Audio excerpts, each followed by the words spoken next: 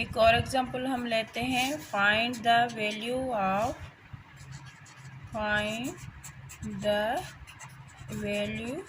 Of x का value हम find करते हैं। सपोज लीजिए हमारे पास एप्पल है, ठीक है, वो कितने के मिले हैं, 40 रुपीज़ के मिले हैं, प्लस हमारे पास ऑरेंजेस भी हैं। अब ऑरेंजेस का हमें पता नहीं, ये एक्स के बराबर है, टोटल कास्ट कितनी हुई थी 100।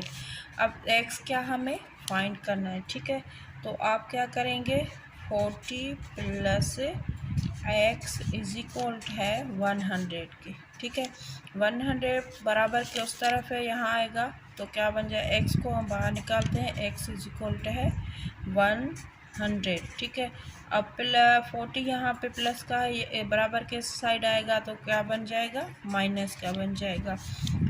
100 में 40 आप माइनस करेंगे तो हमें क्या बच जाएगा, 60। तो एक्स की वैल्यू क्या आ गई, 60, ठीक है। एप्पल 40 रुपीज़ एंड ऑरेंजेस कितने की मिली थी, 60 रुपीज़ की मिली थी। ये इस तरह, ये तो बहुत सिंपल था। इसी तरह आप एक्स की वैल्यू फाइंड कर सकते हैं।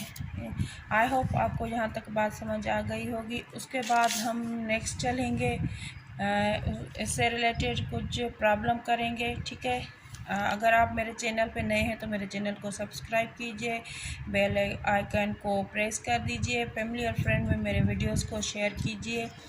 मिलते हैं, टिल देन अल्लाह हाफिज़।